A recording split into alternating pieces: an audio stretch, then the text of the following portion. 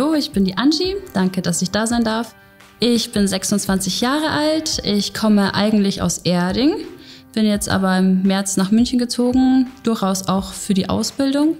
Genau, ich mache die Optiprax-Ausbildung zur Erzieherin und ich bin dadurch eigentlich... Okay, nochmal.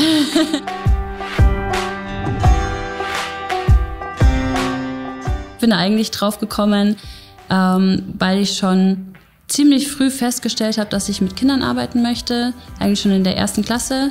Ich habe die Schule geliebt, meine Grundschullehrer geliebt, meine Oma war auch Grundschullehrerin, vielleicht kam das ein bisschen dadurch. Und dann habe ich im Internet ein bisschen recherchiert und gesehen, dass es in München die Möglichkeit gibt, die Erzieherausbildung zu machen, und zwar im Optiprax-Modell, und man wird von Anfang an bezahlt, was mir ja wichtig war. Optiprax bedeutet einfach, dass man eine Erzieherausbildung macht mit optimierten Praxisphasen. Das heißt, man kann sich es vorstellen wie so eine Art duales Studium. Man hat immer 2 Wochen Schule und 2 Wochen Arbeit. Also man hat so diesen Theorie-Praxis-Ausgleich, den ich ganz toll finde. Also der Vorteil ist definitiv, wenn man in der Schule Inhalte durchnimmt, von der Theorie her, und dann eine Woche drauf bin ich dann in der Einrichtung und kann das gleich so umsetzen. Also ich kann mich noch gleich ausprobieren. Ich kann dann auch sehen, okay, was hat gut funktioniert, wo hat es gehakt, warum hat es da nicht so gut funktioniert. Und das kann ich halt dann die 2 Wochen drauf auch wieder in der Schule mitteilen, also meinen Mitstudierenden oder auch den Lehrern, da zusammen Lösungen finden.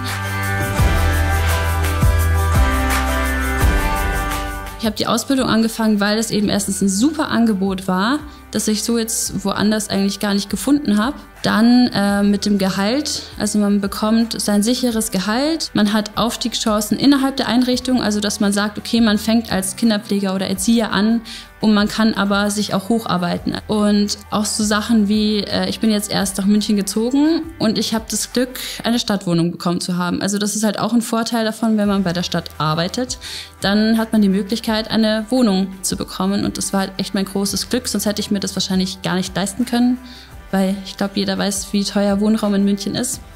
Genau. Also ich bin jetzt Ende August fertig mit meiner Ausbildung, aber es ist in Planung, dass ich in der Einrichtung bleibe, in der ich jetzt gerade bin. Da im Kindergarten werde ich dann Gruppenleitung von der grünen Gruppe.